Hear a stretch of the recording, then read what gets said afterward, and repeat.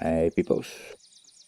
Today I thought maybe it would be interesting to show you how I put this little critter together. This is the Moth of Save. It flies off whenever something gets saved in your world. It's like the save icon in VR, and you can grab it if you're careful and stop it from saving by plucking its wings. You pluck one wing and you need to confirm your action by plucking the second wing, and then you drop it and the save gets reset. I have turned the reset off in this instance because I don't want my sweet inventory disappearing right now. So this is how it works. If you do something in your inventory, change something around, gets saved, the moth flies off and you're just about able to catch it if you're careful and reset your save. But it's really meant as just, well, an icon, and as it flies away it disappears. So let me switch over to Unity and show you how I set it up. So here we are. Where's the moth? Let me see. I put it for now over here. It's just a copy of the prefab that gets spawned whenever you open and close your jacket and something gets saved. And I just thought, let's run through it.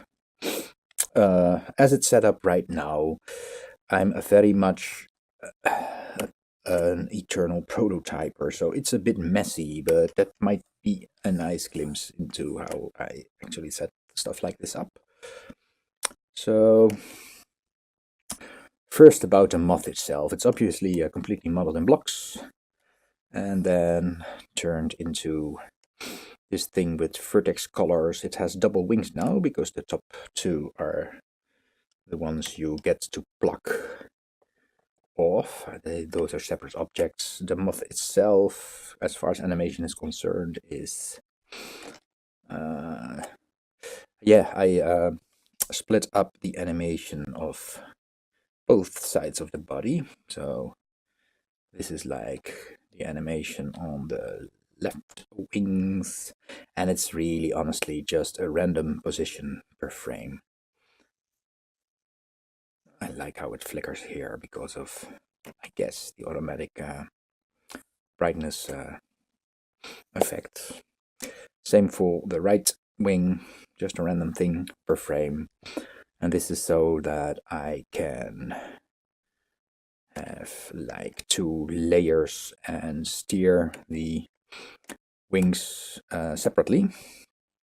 Why does it stick like there? Don't do that. Just to simulate how, a butterfly or a moth is like always randomly flapping its wings around.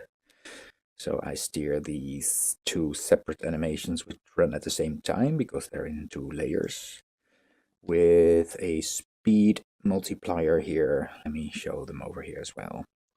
Speed multiplier, and I have a left offset and a right offset parameter, which just cycles the offset in the animation that we're currently playing. And it's just a simple matter of, let me open this up. Oh, I should have started up code actually, but it's animates opens quickly. So if we're flying, there's a 1 per second chance that we reset excuse me, these parameters that I just showed you, the left offset parameter, right offset parameter. Once every second or so, they get set to a random value, and the speed, the overall speed, gets set to a value within a range. If we're flying and if we're holding it, then it gets set to a slower speed because it stops flapping when you grab it. And then, as a child of this object, the abdomen. So this bit here is like a physical object that just wobbles around. Let me see if I can show you that quickly, because I like the effects.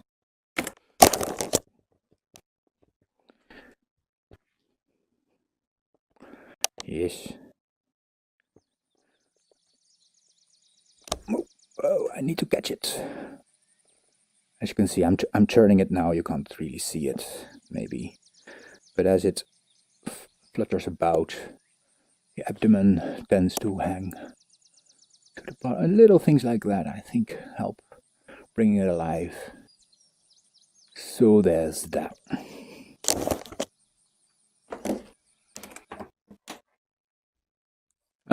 So yeah, that's that. These are just the wings that are animated separately. There's a little particle system on it, so it jumps into your vision a bit more clearly, and I like the effects of the moth feeling a bit dusty. So, so I already told you that when you grab it, that its behavior changes, and the first time you grab it, it just stops flying a bit, and if you release it, it will just run off again. Yeah, maybe it's nice to explain how the motion of it works. For that, I'm using this here, Brownian Motion, which is a script from, dang, I don't know how to pronounce his name, but Cairo. Let me open it up. We'll see quickly enough. Kairo Takahashi. You probably all know him from the Twitters and his super experiments with which he shows on Twitter. He does VJing works. It's most amazing stuff. And this is a, well, I'm not sure how it works internally. There's a lot of magic going on. But what it tends to do is just make an object meander about if you turn it the right way. So all I'm doing with my script is sending some parameters into Brownian Motion. There's a turn force parameter that will over here tend to have the moth move in the forward direction, so to say.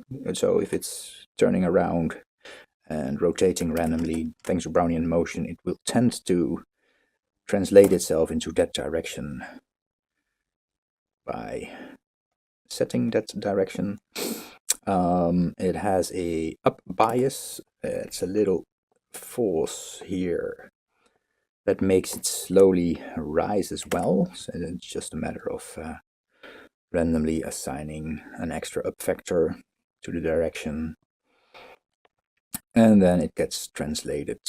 Well, I send the translate commands to the Brownian motion object, bit of randomness, and a fly speed over here. And there's a disappear distance that if it moves further away than like 1.5 meters from your head, it starts disappearing slowly. Let me see. Yeah, that's what happens here. So it takes about 4 seconds to disappear once it's fully away and destroy itself here.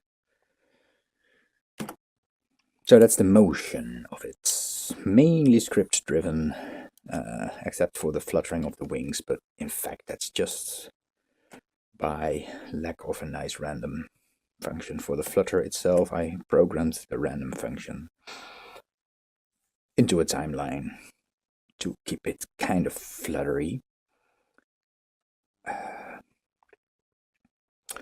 So that's the motion. So the behavior is that you can pick it up. It's got the necessary components to be just like any other interactive objects.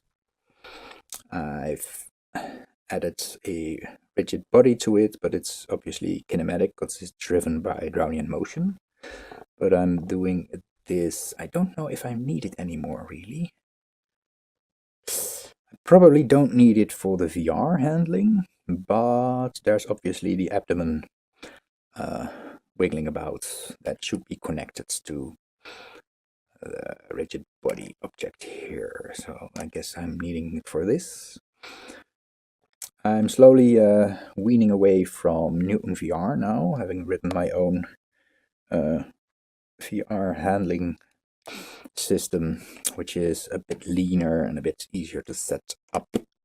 Hopefully a bit smarter, but probably only smarter in the setting of APOTU here and the way I like to do things. This just means I can pick it up and release it and move it about. And it's got a few messages. As soon as you pick it up, I disable its own collider here. So that you can't, if you move in with your second hand and you try to grab it from the one hand to the other, it doesn't work, and you start plucking out the wings instead, and it turns itself on here. When you release it, it sends a message to the Moth script, grab and release. We can run by those. It's not super interesting, it's just a little setup.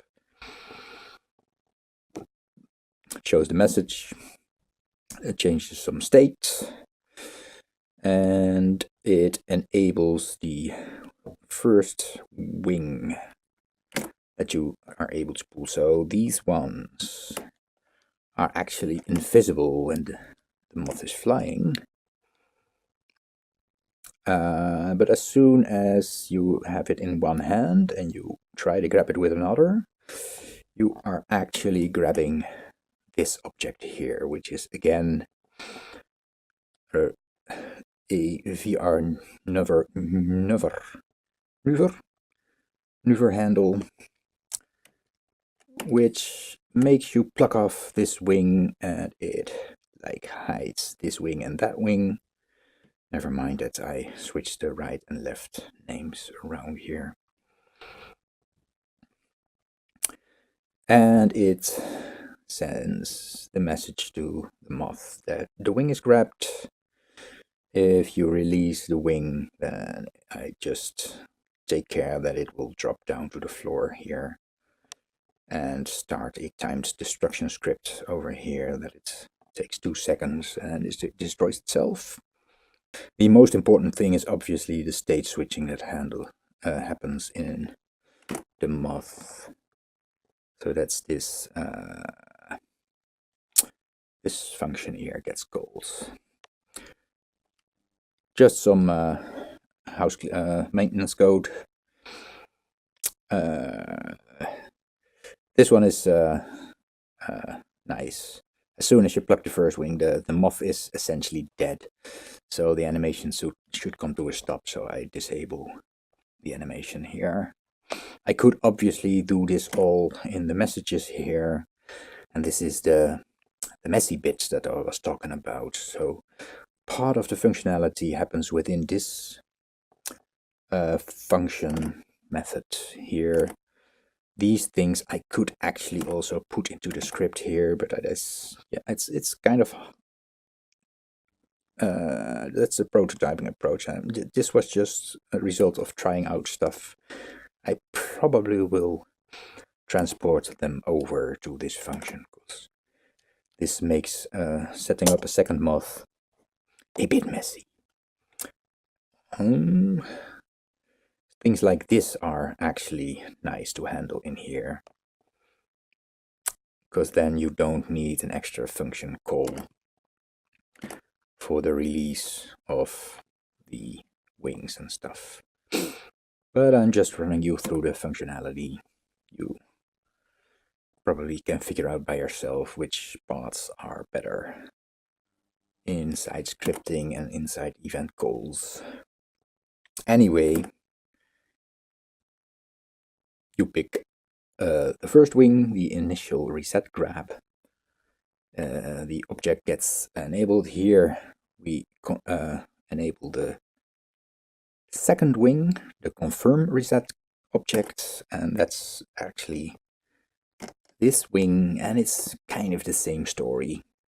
It's a rigid body so that it can fall to the ground when you release it. It has a maneuver handle that has event calls. This is the same as on the other wing. Gives it some gravity here and starts its destruction in, oh, this one seems to be set at 3 seconds and this one at 2. That don't matter.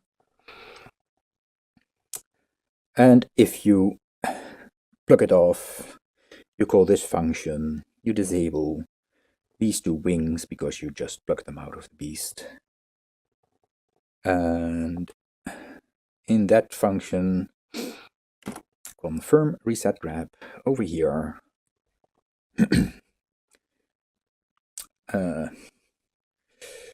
This is the main one. We flip a bool here to true. That